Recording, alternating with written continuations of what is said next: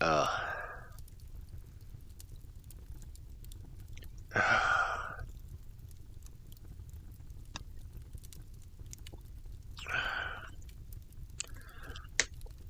makes you wonder how many cases Sherlock Holmes does without, pay. At least I'll get the reward for turning the sun back in.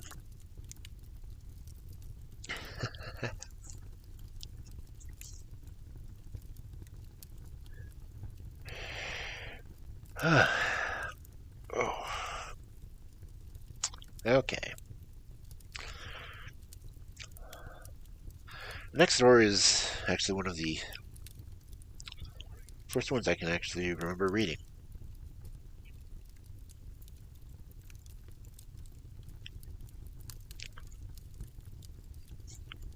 The Adventure of the Speckled Band.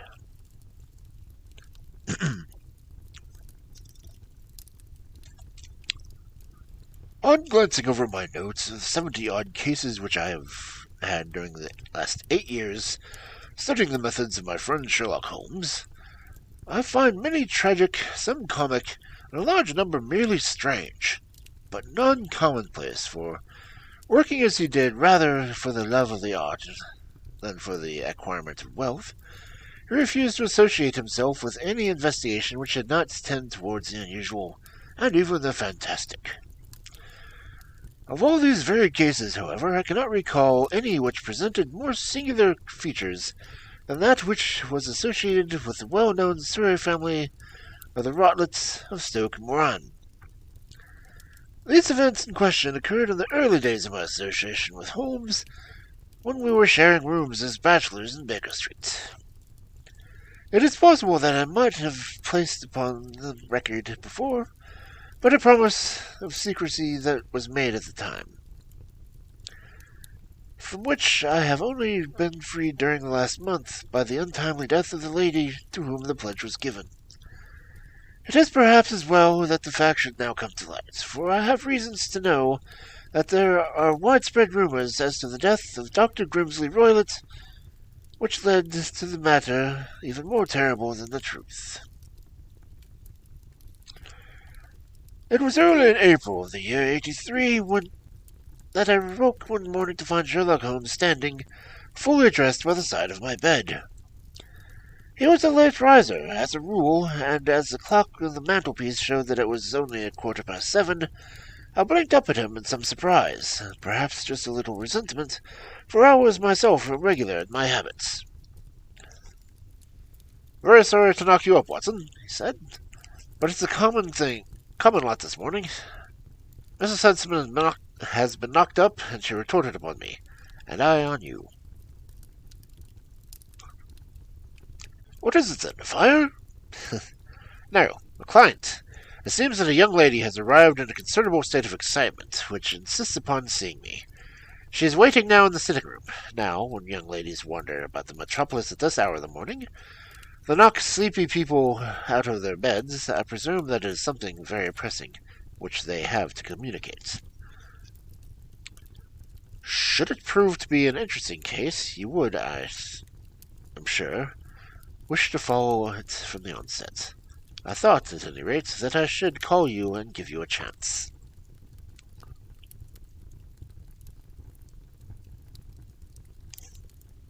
"My dear fellow, I would not miss it for anything."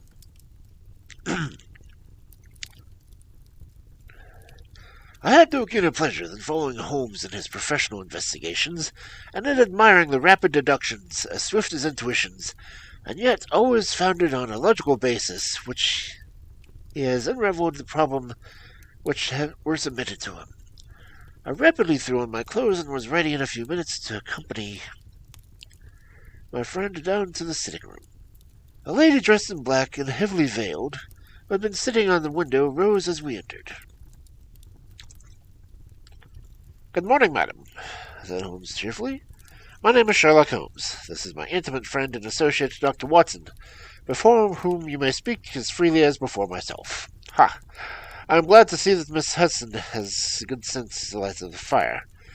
Pray draw it up, and I shall order you a cup of hot coffee, for I observe that you are shivering."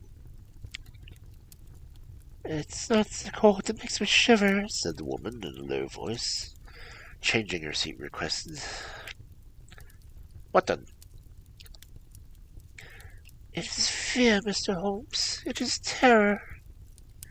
She raised her veil as she spoke, and we could see that she was indeed in a pitiable state of agitation. Her face was all drawn and grey, with restless, frightened eyes, like those of some hunted animal. Her features and figure were those of a woman of 30, but her hair was shot with premature grey, and her expression was weary and haggard. Sherlock Holmes ran her over with one of his quick, all-comprehensive glances. You must not fear, he said soothingly, bending forward and patting her forearm. We shall soon set matters right, I have no doubt. You have come in my train this morning, I see. You know me, then? No, but I observed the second half of a return ticket in the palm of your left glove. You must have started early, and yet you had a good drive in a dog cart, along heavy roads before you reached the station. The lady gave a violent start and stared in bewilderment at my companion.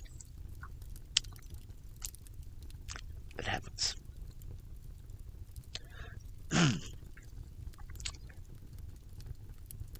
There's no mystery, my dear madam, said he, smiling. The left arm of your jacket is spattered with mud in no less than 7 places. The marks are perfectly fresh. There is no vehicle save for a dog cart which throws up mud in that way, and then only when you sit on the left-hand side of the driver. Wow. Whatever your reason may be, you are perfectly correct, she said. I started at home before 6, reached Leatherhead at past 20, came in by the first train to Waterloo. Sir, I can stand this strain no longer. I shall go mad if it continues. I have no one to turn to. None, save only one who cares for me, and he, poor fellow, can be of little aid. I've heard that you, Mr. Holmes, I've heard of you from Mr. Tooth, whom you have helped in the hour of sore need. It was from her that I got your address. Oh, sir, do you not think it could help me, and at least throw a little light to the dense darkness that surrounds me?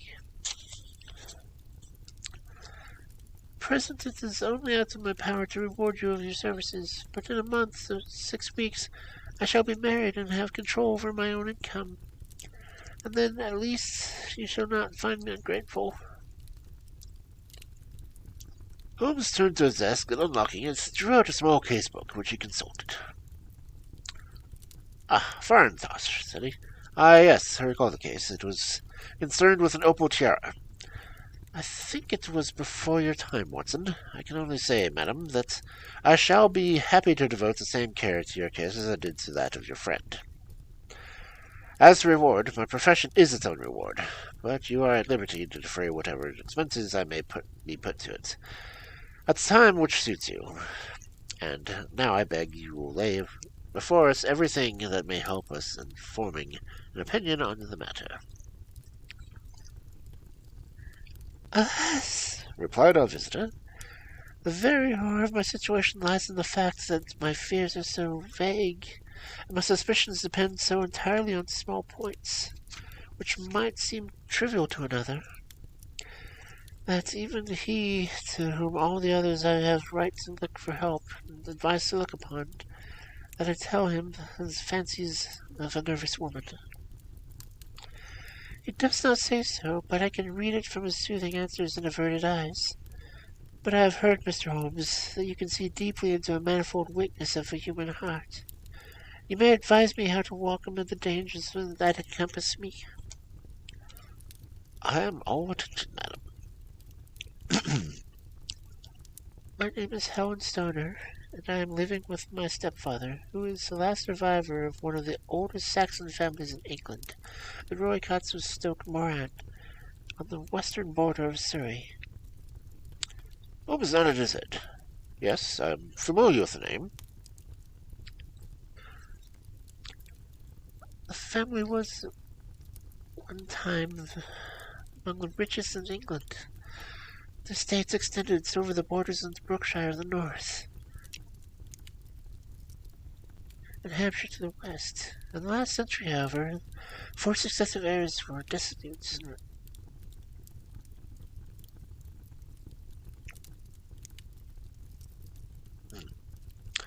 Four successive heirs were in destitute and wasteful disposition, and the family ruin was evidently completed by a gambler in the days of Regency. Nothing was left save for a few acres of ground and 200-year-old house, which is itself crushed under heavy mortgage. The last squire dragged out his existence there, living a horrible life in the aristocratic pauper. But his only son, my stepfather, seeing that he must adapt himself to new conditions, obtained an advance of a relative, which enabled him to take a medical degree and went to Calcutta, where, by his professional skill and his force of character, he established a large practice. In a fit of anger, however, he caused by some robbers, which had been perpetrated in the house. He beat his native butler to death and narrowly escaped with a capital sentence. As it was, he suffered a long term of imprisonment, and afterwards returned to England, a morose and disappointed man.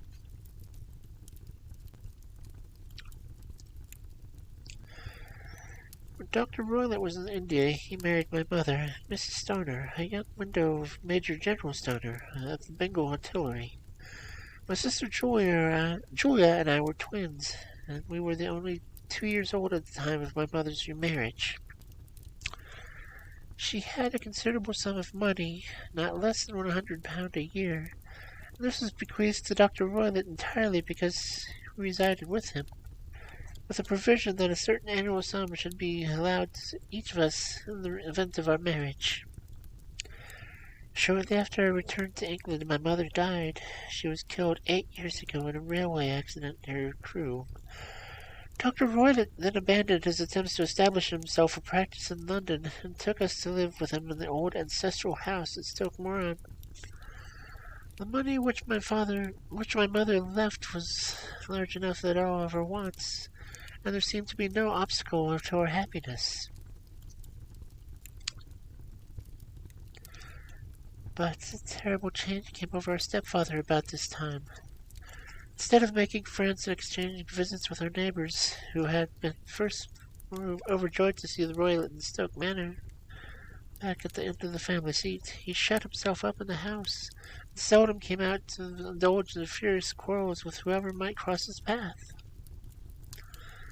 Violence of temper approached to the mania has a heredity in men in the family, and in my stepfather's case it had, I believe, been intensified by his long residence in the tropics.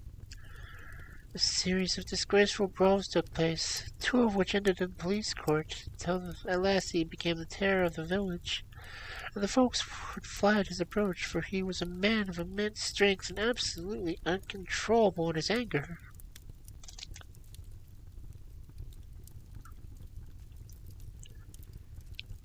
Last week he hurled the local blacksmith over a parapet into a stream, and it was only by paying over all the money which I could gather together that I was able to avert another public exposure. He had no friends at all, save for the wandering gypsies, and he would give those vagabonds leave to encamp on the few acres of bramble-covered land which represent the family estate, wandering away with them sometimes weeks on end. He has a passion also for Indian animals, which are sent over to him by the correspondents, and he has at the moment a cheetah and a baboon, which wander freely over his grounds and are feared by villagers almost as much as their master.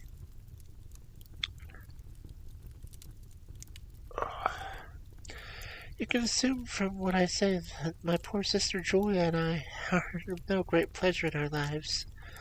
No servant would stay with us, and for a long time we did all the work of the house. She was but 30 at the time of her death, and yet her hair was already beginning to whiten, even as mine has. Your sister is dead, then? She died 2 years ago, and it is of her death I wish to speak of you. You can understand that, living my life which I have described, we were little likely to see anyone of our own age and position. We likely had, however, an aunt, my mother's maiden sister, Miss Honoria Westfall, who lives near Harrow, and we were occasionally allowed to pay short visits to this lady's house. Julia went there at Christmas 2 years ago, and there met a half-pay major of Marines, to whom she became engaged. My stepfather learned of the engagement when my sister returned and offered no objection to the marriage. But within a fortnight of the day which had been fixed for the wedding, a terrible event occurred, which has deprived me of my only companion.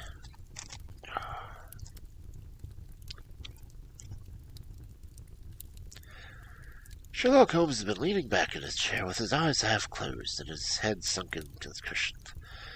But he half opened his eyelids now and glanced at his visitor. "Pray be precise to the details," said he. It is easy for me to do so, for every event of that dreadful time is seared into my memory. The manor house is, as I have already said, very old, and only one wing is now inhabited. The bedrooms in this wing are on the ground floor, and sitting rooms being in the central block of the building. One of these bedrooms, the first, is Dr. Roylett's, the second my sister's, and the third my own. There's no communication between them, but they all open out into the same corridor. Do I make myself plain? "Perfectly so." The window of these three rooms open out upon the lawn.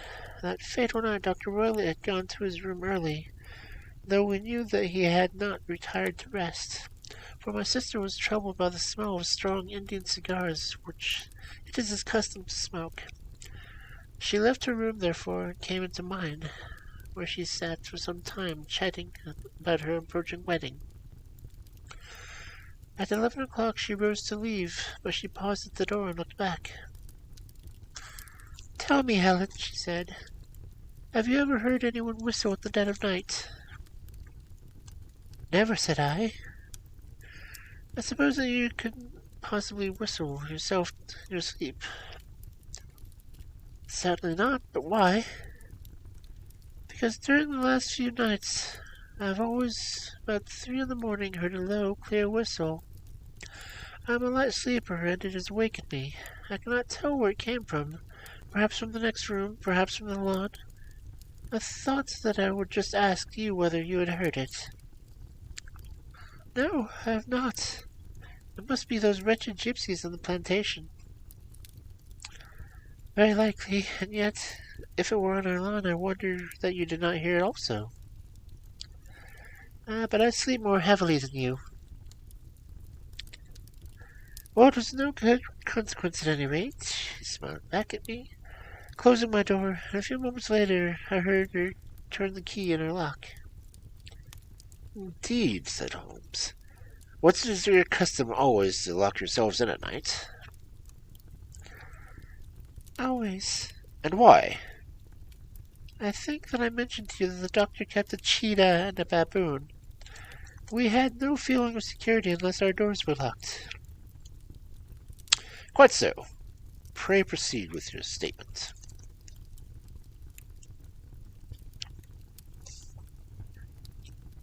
I could not sleep that night. A vague feeling of impending misfortune oppressed me. My sister and I, you will recollect, are twins, and you know how subtle the links between two souls are when closely allied. It was a wild night. The wind was howling outside. The rain was beating and splashing against the windows. Suddenly, amid all the hubbub of the gale, there burst forth the wild scream of a terrified woman. I knew that it was my sister's voice. I sprang from my bed, wrapped a shawl around me, and rushed into the corridor. As I opened my door, I seemed to hear a low whistle, such as my sister described. And a few moments after, a clanging sound, as if a mass of metal had fallen. As I ran down the passage, my sister's door was unlocked and revolved around on its hinges. I stared at it, horror-stricken, not knowing what was about to issue from it. By the light of the corridor lamp, I saw my sister appear at the opening, her face blanched with terror, her hands groping for help, her whole figure swaying to and fro as if she were a drunkard. I ran to her and threw my arms around her, but at the moment her knees seemed to give way and she fell to the ground. She writhed as one who is in terrible pain, and her limbs were all dreadfully convulsed. At first I thought she had not recognized me, but I bent over her and suddenly shrieked into the voice which I shall never forget. "Oh my God, Ellen! It was the band! The Speckled band!"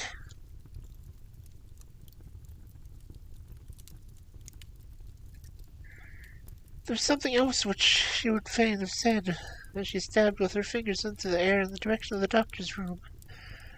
But a fresh convulsion seized her and choked her words. I rushed out, calling loudly to my stepfather, and whom I met hastened from his room in a dressing gown. When he reached my sister's side, she was unconscious, though he poured brandy down her throat and sent for medical aid to the village. All efforts were in vain, for she sank slowly and died, having recovered her consciousness. Such was a dreadful end of my beloved sister. "One moment," said Holmes. "Are you sure about this whistle and the metallic sound? Could you hear it?" That was the country coroner called me that inquiry. It was my strongest impression that I heard it, and yet, among the crash of the gale and the creaking of the old house, I could have possibly been deceived. "Was your sister dressed?" No, she was in her nightdress. In her right hand was found the charred stump of a match, and it was left in a matchbox.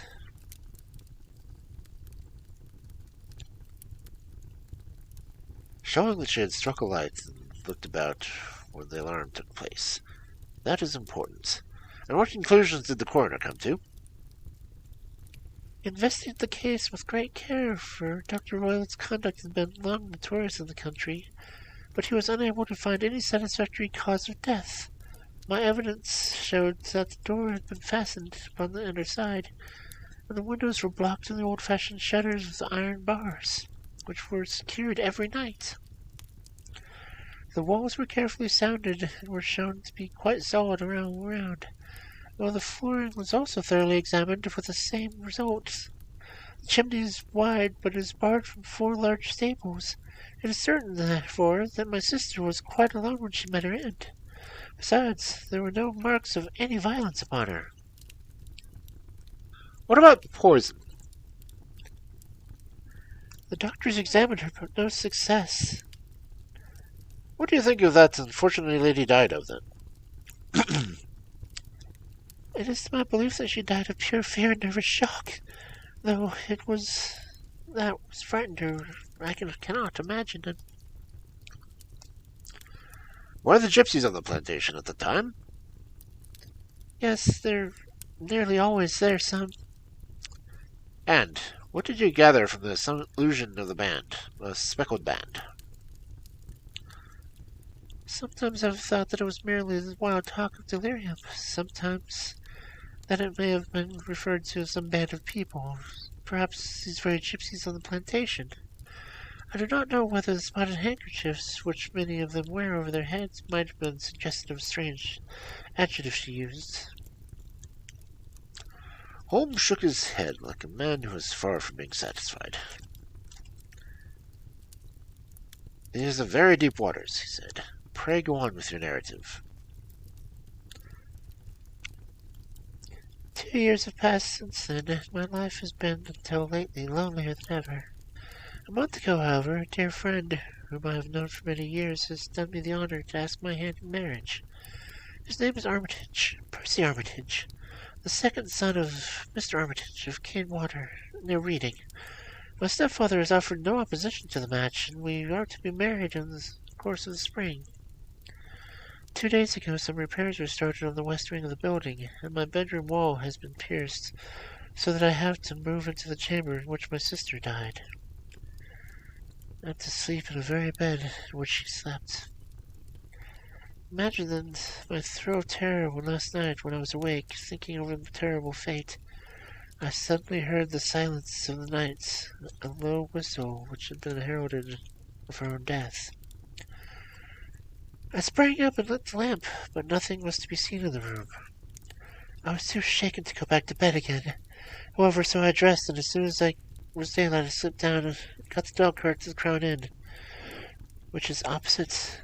I drove to Leatherhead, from whence I have come to this morning on the very object of seeing you and asking your advice.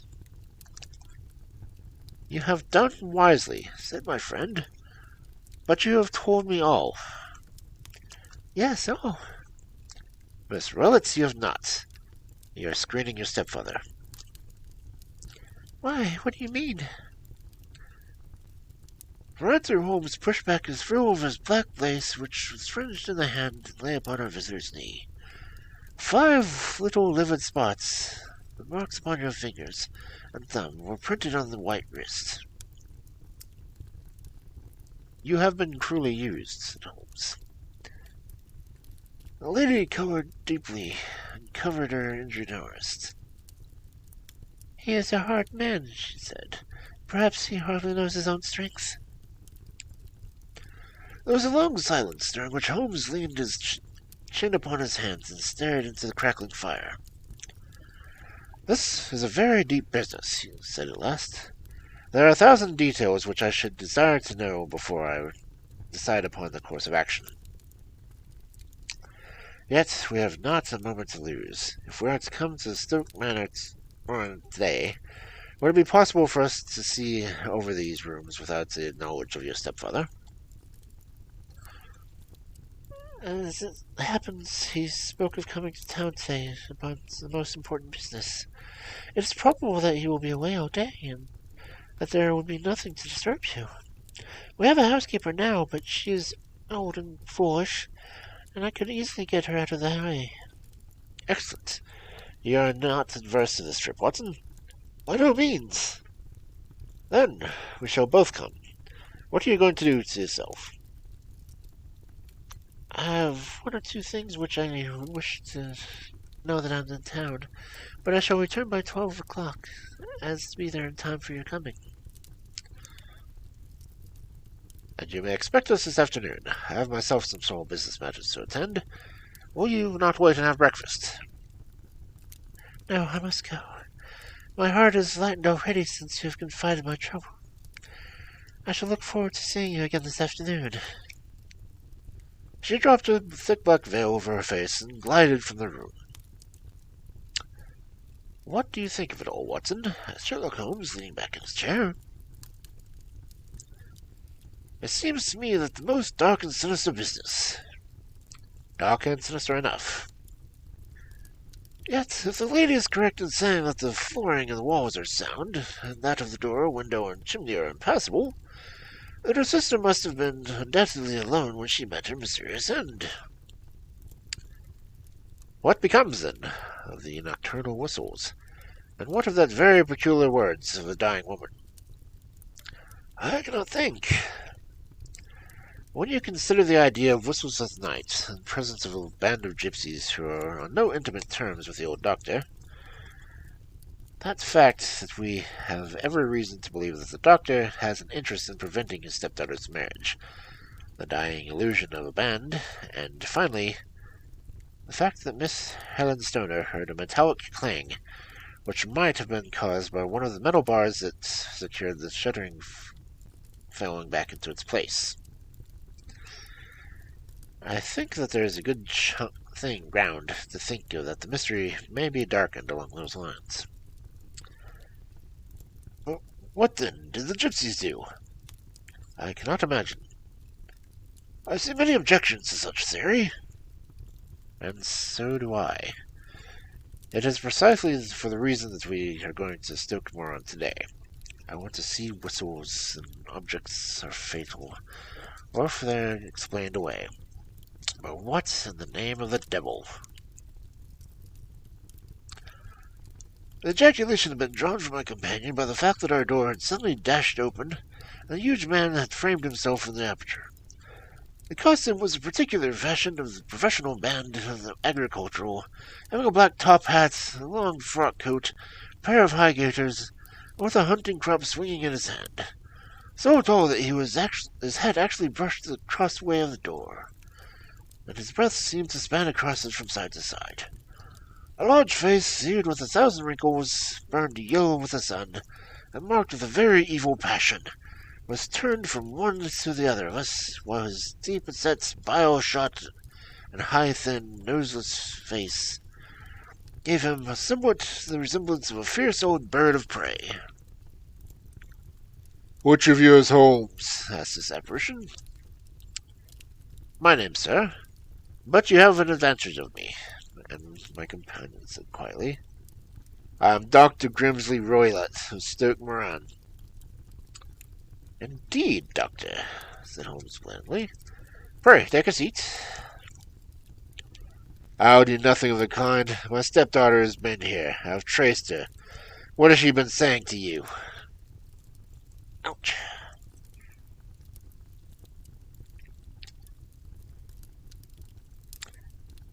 "It's a little cold for this time of year," said Holmes. "What has she been saying to you?" screamed the old man furiously. "But I've heard that the croakers promise well," continued my companion imperturbably.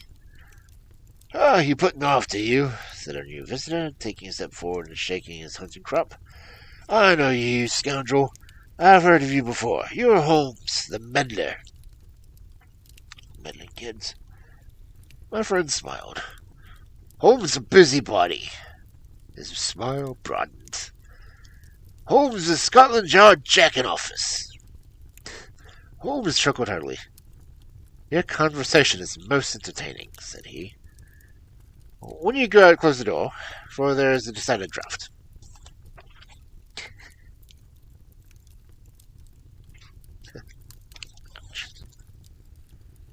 "I will go when I've had my say. Don't you dare to meddle in my affairs.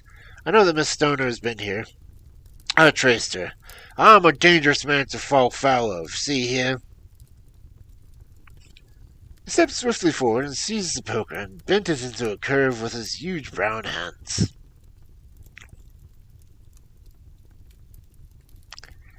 Ow.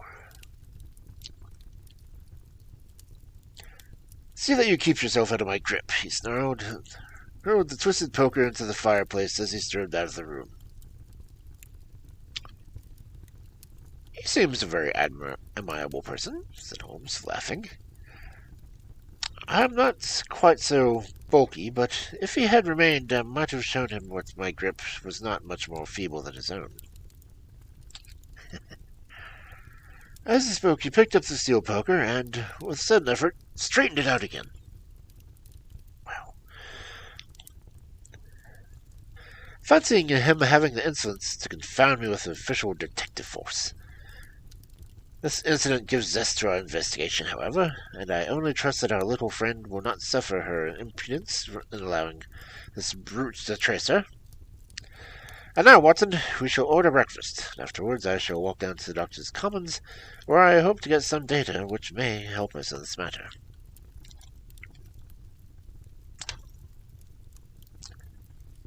It was nearly 1 o'clock when Holmes returned from his excursion, and held in his hand a sheet of blue paper scrawled over to notes and figures. "I have seen the will of his deceased wife," said he.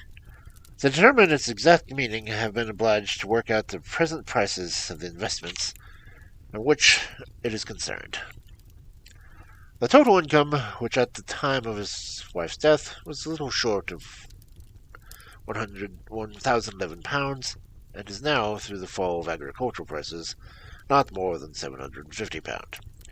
Each daughter can claim an income of £250 in case of the marriage. It is evident, therefore, that if both daughters had married, this beauty would have had a mere pittance, while even one of them could cripple him to a very serious extent. My morning's work has not been wasted, since it has been proved that he has very strongest motives for standing in the way of anything short. And now, Watson, this is too serious for dawdling, especially now that the old man is aware of our interesting ourselves in the affairs.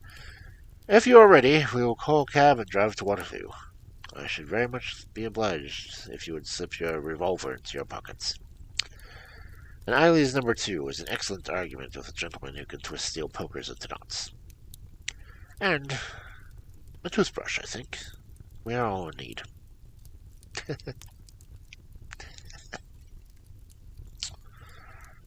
At Waterloo, we were fortunate in catching the train for Leatherhead, where we hired a trap at a station inn and drove off 4 miles down the lovely Surrey lanes.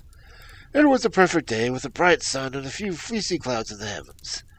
Trees in the wayside hedges were just throwing out their green shoots, and the air was full of pleasant smell of the moist earth. To me, at least, there was a strange contrast between the sweet promise of the spring and the sinister quest in which we were engaged.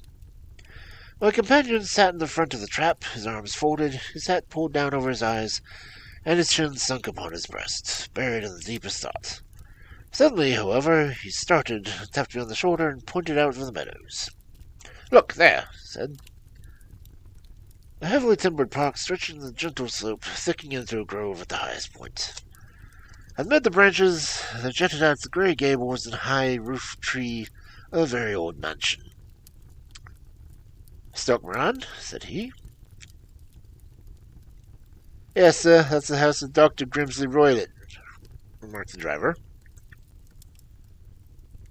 "There's some building going on there," said Holmes.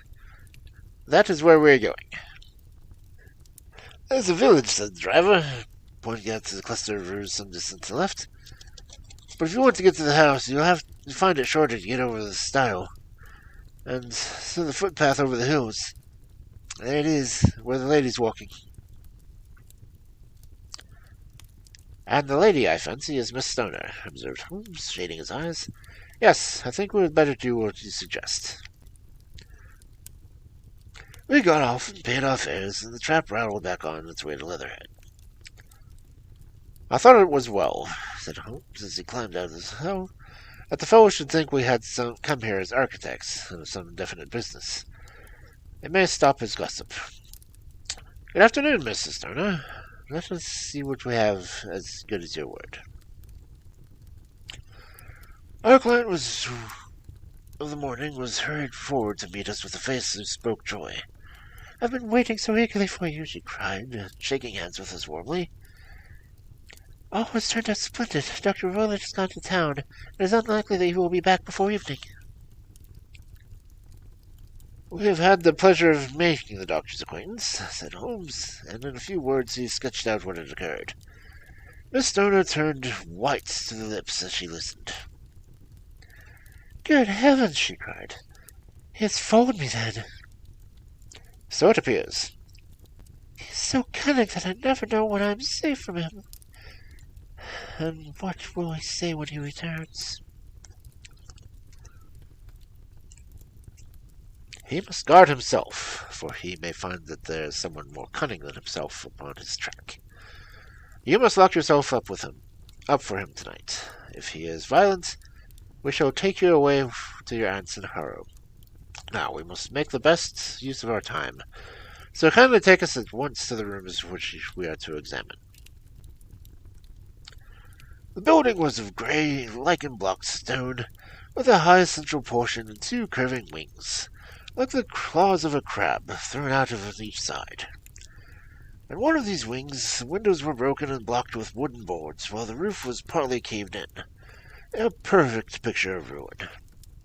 The central portion was a little better repair, but the right-hand block was comparatively modern, and the blinds in the windows, with blue smoke curling up from the chimneys, showed that this was where the family resided.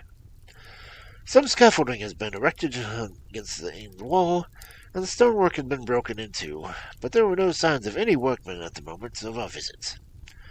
Holmes walked slowly up and down the ill-trimmed lawn and examined the deep attention to the outsides of the windows. "This, I take it, belongs to the room in which you used to sleep, and the center one is your sister's, and the last remaining building would be Dr. Roylott's chamber?" "Exactly so, but now I'm sleeping in the middle one." "Pending the alterations, as I understand. By the way, there does not seem to be any pressing need for repairs on the end wall." "There were none. I believe it was an excuse to move me to my room." "Ah, that is suggestive. Now, on the other side of this narrow wing runs a corridor in which these rooms open. There are windows in it, of course?" "Yes, but very small ones. It's too narrow for anyone to pass through." As you both locked your doors at night, your room was very unapproachable from that side. Now, would you have the kindness to go into your room and bar your shutters? Miss Stoner did so, and Holmes, after a careful examination of the open window, endeavored every way to force the shutter open, but without success. There was no slit through which a knife could be pressed to raise the bar, and then with a lens he tested the hinges, but they were solid iron, built firmly into the massive masonry. Said he, scratching his chin with some perplexity. My theory certainly presents some difficulties, but no one could pass these shutters if they were bolted. Well, we shall see if the inside throws any light upon the matter.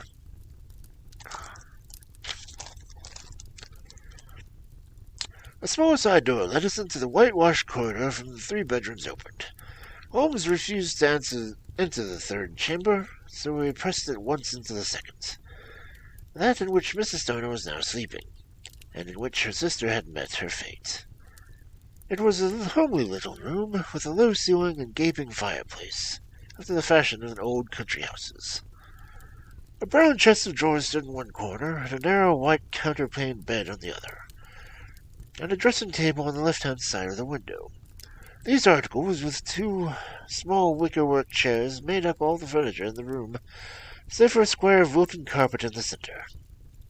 The boards round the paneling were worn, brown, worm-eaten oak, and so the discolored that they might have dated back to the original building of the house. Holmes drew one of the chairs into the corner and sat silent, while his eyes traveled round and round, up and down, taking in every detail of this apartment. Where does the bell communicate with? He asked at last, pointing to the thick bell rope which hung down near the bed. Tasso lying upon the pillows. Goes to the housekeeper's room. It looks nearer than the other things. Yes, it was only put in a couple of years ago. Your sister asked for it, I suppose. No, I've never heard of her using it. We always used to get up and get what we wanted for ourselves. Indeed. It seemed unnecessary to put so nice a bell pull there. You'll excuse me for a few moments while I satisfy myself as to the floor. He threw himself down upon his face with his lens in his hand, and he crawled swiftly backwards and forwards, examining minutely the cracks between the boards, and then he did the same with the woodwork and with the chamber as he panelled. Finally he walked over to the bed and spent some time staring at it, and running his eyes up and down the wall. Finally he took the bell rope in his hand and gave it a brisk tug. "Why, it's a dummy," he said. Won't it ring? No, it's not even attached to a wire. This is very interesting. You can see now how it is fastened to a hook just above the little opening in the ventilator. How very absurd. I'd never noticed that before. Very strange, muttered Holmes, pulling at the rope. There are 1 or 2 very singular points about this room. For example, what a fool of a builder might do with a ventilator into another room, when, in the same trouble, he might have communicated with the outside air. That is also quite modern. Lady.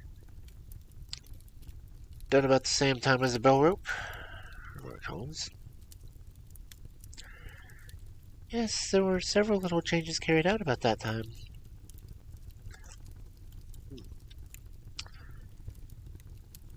They seem to have been done in the most interesting character. Dummy bell ropes and ventilators which do not ventilate. With your permission, Miss Stone, I shall now carry on our researches in the inner apartments. Dr. Grimsley Roylett's chamber was larger than that of his stepdaughter, but it was plainly furnished. A camp bed, a small wooden shelf full of books, mostly of technical character, an armchair beside the bed, a plain wooden chair against the wall, a round table, and a large square iron safe were the principal things in the eye. Holmes walked slowly around and examined each and all of them with the keenest interest. What's in there? Yes, tapping the safe? My stepfather's business papers. Oh, you have seen inside them. Only once some years ago. I remember that it was full of papers. There isn't a cat in it, for example. No, what a strange idea. Oh, look at this. Took up a small saucer of milk which stood upon the top of it. No, we don't keep a cat, but there's a cheetah and a baboon. Ah, yes, of course. Well, the cheetah is just a big cat, and yet the saucer of milk does not go very far in satisfying its wants, I dare say. There is one point which I should wish to determine. He squatted down at the foot of the wooden chair and examined the seat with all the greatest attention. Thank you. This is quite settled, he said, rising and putting his lens in his pocket. Hello. There is something interesting. The object which caught his attention was a small dog leash hung in the corner of the bed. The lash, however, was curled upon itself and tied that the loop was a whipcord. What do you make of that, Watson? It's common enough lash. I don't know why it should be tied. That is not quite so common, is it? Ah, me. It's a wicked world, and when a clever man turns his brains to crime, it is the worst of all. I think I have seen enough, Miss Stoner, and with your permission, we shall walk out upon the lawn.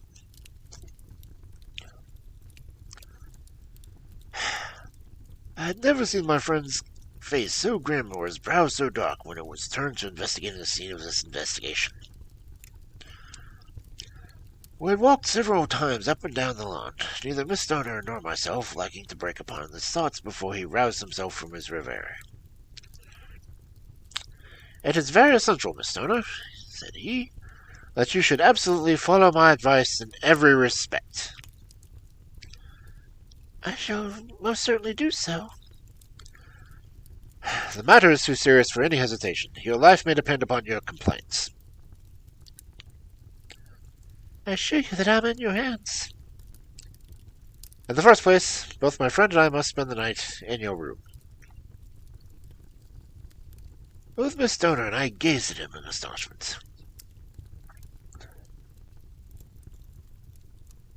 Yes, it must be so. Let me explain. I believe that there is the village inn over there.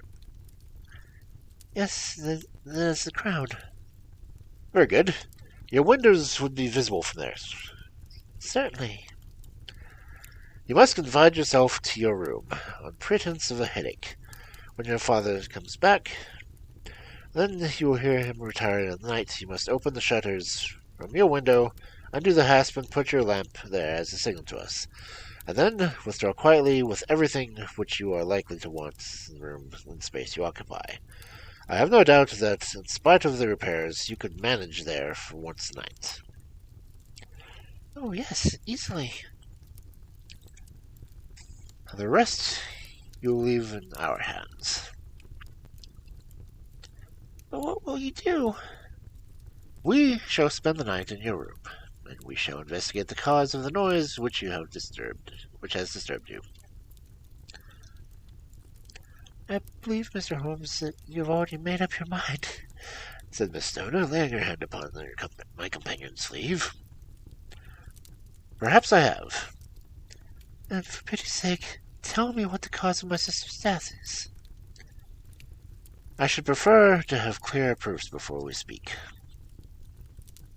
You can at least tell me whether you thought it is correct, and if she died from some sudden fright. No, I do not think so. I think that there was probably something more tangible. Now, Miss Stoner, we must leave you, for if Dr. Rowlett returned and saw us, our journey would be in vain. Goodbye, but be brave, for if you will do as I have told you, you may rest assured that we will soon drive away the dangers that threaten you. Sherlock Holmes and I had no difficulty in engaging a bedroom and a sitting room in the Crown Inn. They were on the upper floor, and from our window we could command a view of the avenue gate and of the inhabited wing of Stoke-Moran Manor House. At dusk we saw Dr. Grimsley Roylott drive past in his huge form looming up beside the little figure of the lad who drove him. The boy had some slight difficulty in undoing the heavy iron gates, and we heard the hoarse roar from the doctor's voice and saw him fury, which he took and shook his fist at him. The trap drove on, and a few moments later saw the sunlight spring up from the trees as the lamp was lit in the sitting rooms. "Do you know, Watson," said Holmes as we sat together in the gathering darkness, "I have some really scruples taking you tonight. There is a distinct element of danger." "Can I be of assistance?" "Your presence might be invaluable." "Then I shall certainly come." "It is very kind of you." "You speak of danger. You have evidently seen more in these rooms than was visible to me." "No, but I fancy that I may be deduced a little more. I imagine that you saw all that I did." "I saw nothing remarkable save for the pull rope, and the purpose that could answer, I confess, is more than I can imagine." "You saw the ventilator too?" "Yes, but I do not think much of it very unusual other than the small opening between two rooms. It was so small that a rat could hardly pass through." "I knew that we should find the ventilator before we came to Stoke Manor." "My dear Holmes." "Oh, yes, I did. You remember that her statement that her sister could smell Dr. Rowland's cigar. Now, of course, that suggested that there must have been a communication between the two rooms. It can only be a small one, or it should have remarked upon the corridor's injury. I deduced the ventilator." "What harm can come of that?" "Well, there's at least a curious coincidence of dates. A ventilator is made, a cord is hung, and a lady who sleeps in the bed dies. Does that not strike you?"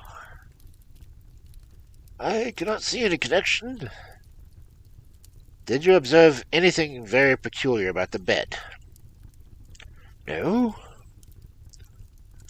"It was clamped to the floor. Did you ever see a bed fastened like that before?" "I cannot say that I have." "The lady could not move her bed. It must always be the same relative position to the ventilator, and to the rope, or so we may call it, since it is very clearly not meant for a bell pull." "Holmes," I cried, "I see dimly that you are hinting at. We are just in time to prevent some subtle and horrible crime." "Subtle enough and horrible enough. When a doctor goes wrong, he is the first of criminals. He has the nerve and he has the knowledge. Palmer and Pritchard were among the heads of their profession. This man strikes even deeper. But I think, Watson, that we shall be able to strike deeper still. But we shall have the horrors enough before the night is over. For goodness sake, let us have a quiet pipe and turn our minds to a few hours for something more cheerful."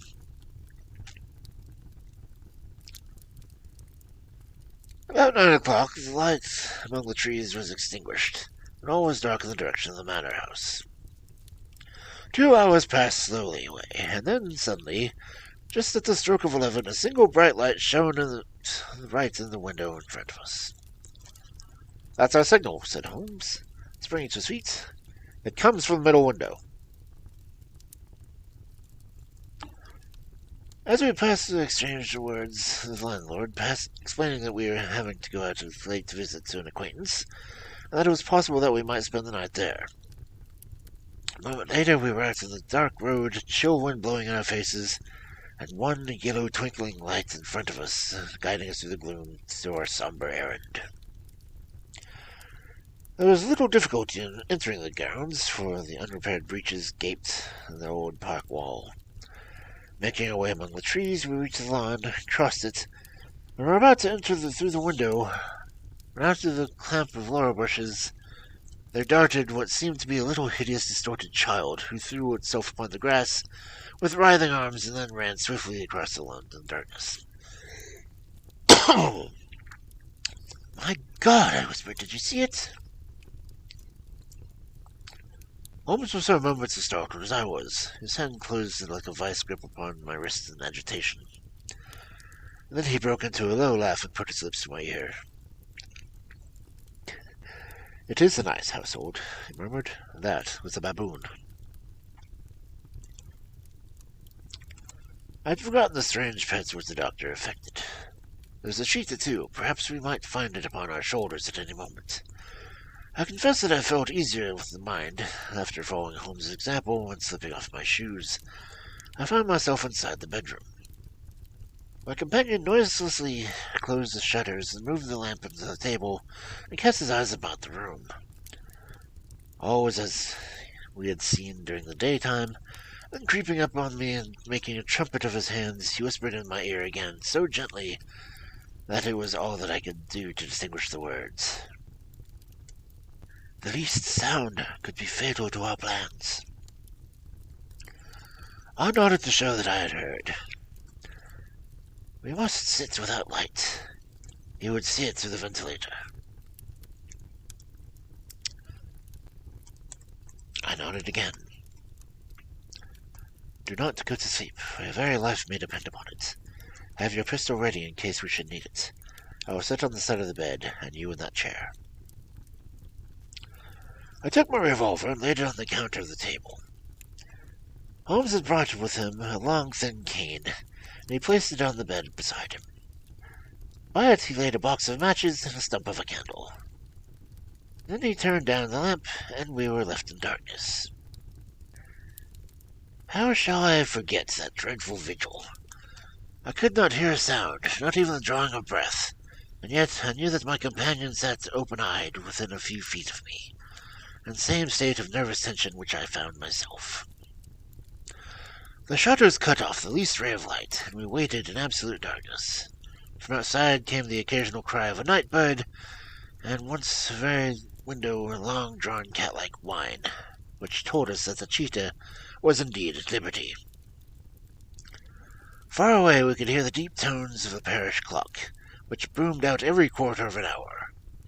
How long they seemed, those quarter hours. 12 struck, and 1, and 2, and 3. And we sat, waiting silently for whatever might befall. Suddenly there was an involuntary gleam of light up at the direction of the ventilator, which vanished immediately, but was succeeded by a strong smell of a burning oil and a heated metal. Someone in the next room had lit a dark lantern. I heard a gentle sound of movement, and then all was silent once more, though the smell grew stronger. For half an hour I sat with straining ears. Then suddenly another sound became audible. A very gentle, soothing sound, like that of a small jet of steam escaping continually from a kettle. The instant that we heard it, Holmes sprang from the bed, struck a match, and lashed furiously with his cane at the bell pull. "You see it, Watson!" he yelled. "You see it!"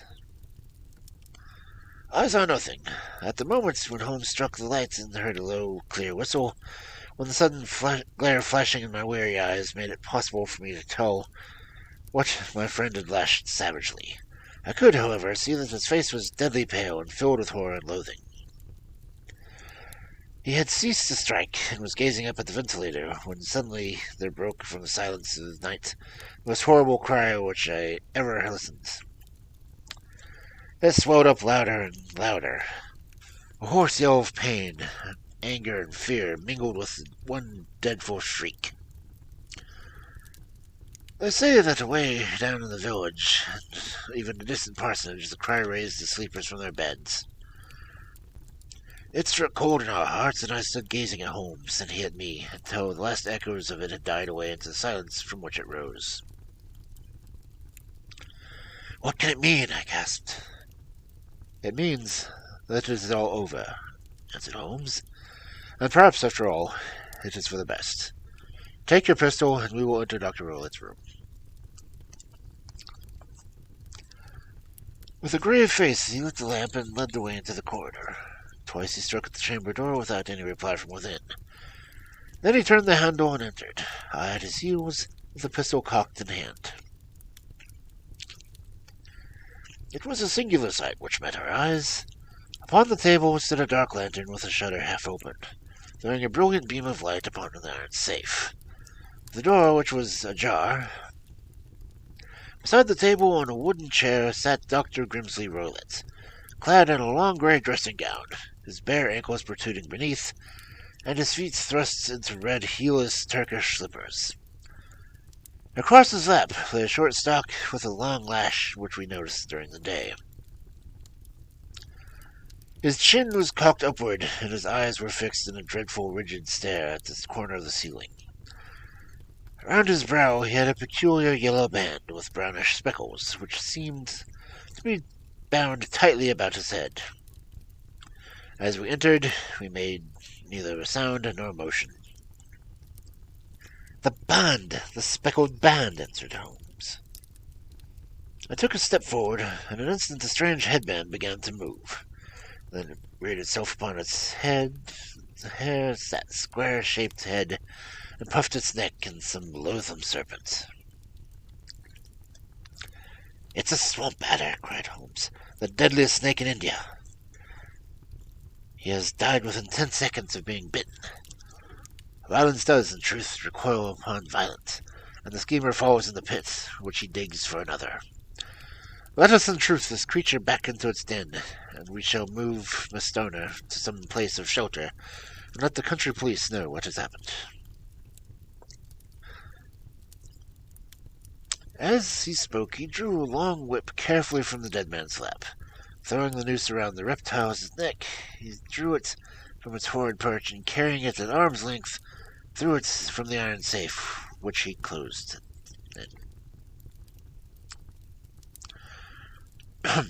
Such are the rare and true facts of the death of Dr. Grimsley Rowlett of Stoke Moran. It is not necessarily that I should prolong the narrative, which has already run too great a length, by telling you how we broke the news to the terrified girl, and how we conveyed her by the morning train into the care of her aunt at Harrow, or how the slow process of official inquiry came to the conclusion that the doctor met his fate while indiscreetly playing with a dangerous pet.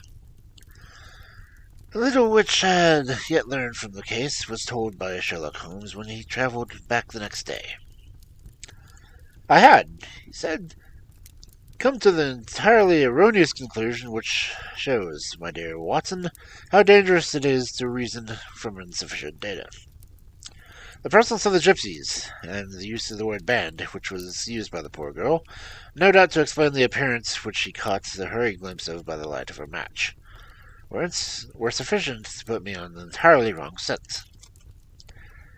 I can claim only the merit that I instantly reconsidered my position when, however, I came to clear whatever danger threatened the occupants of the room did not come from either the window nor the door. My attention was speedily drawn, as I have already remarked to you, to this ventilator, and to the bell rope which hung down to the bed. The discovery of this was a dummy, and that the bed was clamped to the floor, instantly gave me the suspicion that the rope was there as a bridge for something passing through the hole to coming to the bed.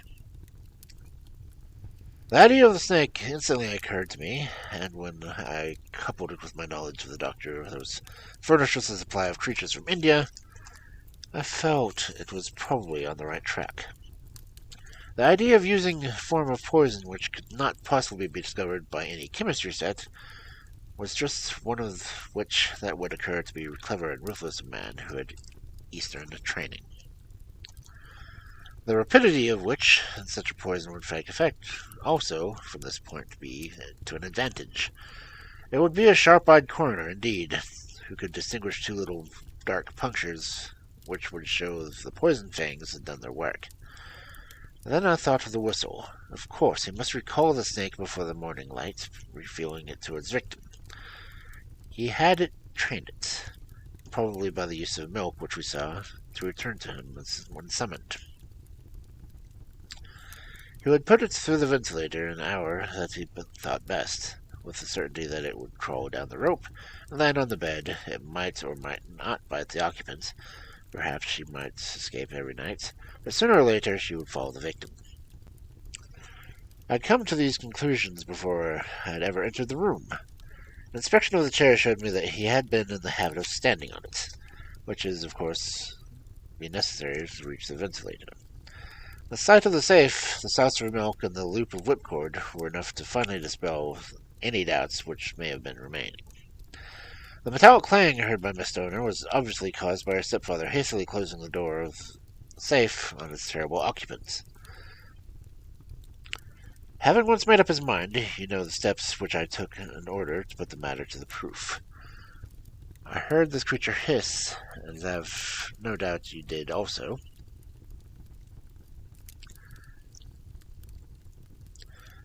With the result of driving it to the ventilator, and also with the result of chasing it to turn upon its master on the other side. Some of the blows of my cane came home and roused its snakish temper, so that it flew upon the first person it saw. In this way, I am no doubt indirectly responsible for Dr. Grimley's death, and I cannot say that it is likely to weigh very heavily upon my conscience.